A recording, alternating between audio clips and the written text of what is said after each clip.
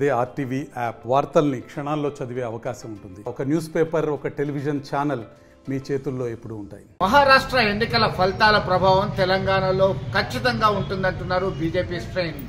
కేంద్ర హోంశాఖ సహాయ మంత్రి బండి సంజయ్ అలాగే ఇతర కార్యవర్గము నేతలంతా కూడా సంబరాలు జరుపుకున్నారు. ఖచ్చితంగా ఈ రాష్ట్రంలో రాబోయే కాలంలో భారతీయ జనతా పార్టీ ముందడుగు వేస్తుంది అని చెప్పి ధీమాతో ఉన్నారు. అలాగే తెలంగాణ రాష్ట్ర వ్యాప్తంగా భారతీయ జనతా పార్టీ శ్రేణులు చేపట్టినటువంటి సభ్యత్వ నమోదు ప్రక్రియలో కరీంనగర్ లోక్సభ పరిధిలో ముందుంది. దాదాపు 2 లక్షల పైగా సభ్యులు సభ్యత్వం తీసుకున్నారు.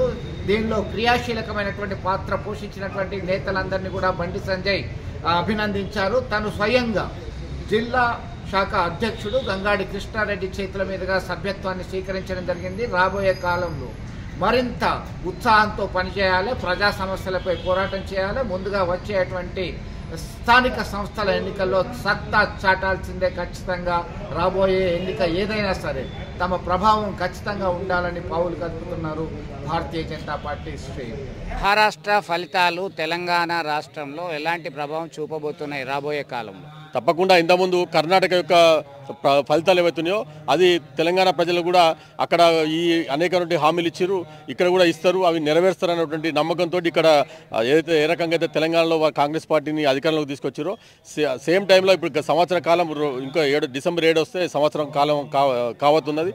100 రోజులలో నెరవేరుస్తున్నటువంటి హామీలు ఏ ఒక్క హామీని కూడా సక్రమంగా నెరవేర్చలేదు. కాబట్టి ఏ రకంగా అయితే కర్ణాటకను చూసి వీళ్ళు ఈ ఇక్కడ కాంగ్రెస్ పార్టీ అధికారంలో తీసుకొచ్చారో ఇవాళ మహారాష్ట్ర ఇచ్చిన ప్రజల యొక్క ఏ రకమైన తీర్పు ఇచ్చారో రాబోయేటువంటి అన్ని ఎన్నికలలో కూడా కాంగ్రెస్ పార్టీకి గుణపాఠం చెప్పేందుకు ప్రజలంతా కూడా సిద్ధంగా ఉన్నారు. ఖచ్చితంగా ఇక్కడ కాంగ్రెస్ పార్టీ పతనం ప్రారంభమైంది. మరిన్ని వీడియోస్ కోసం ఛానల్ ని సబ్స్క్రైబ్ చేయండి, లేటెస్ట్ అప్డేట్స్ కోసం వాట్సాప్ ఛానల్ ని ఫాలో చేయండి అండ్ లింక్ డిస్క్రిప్షన్ లో ఉంది.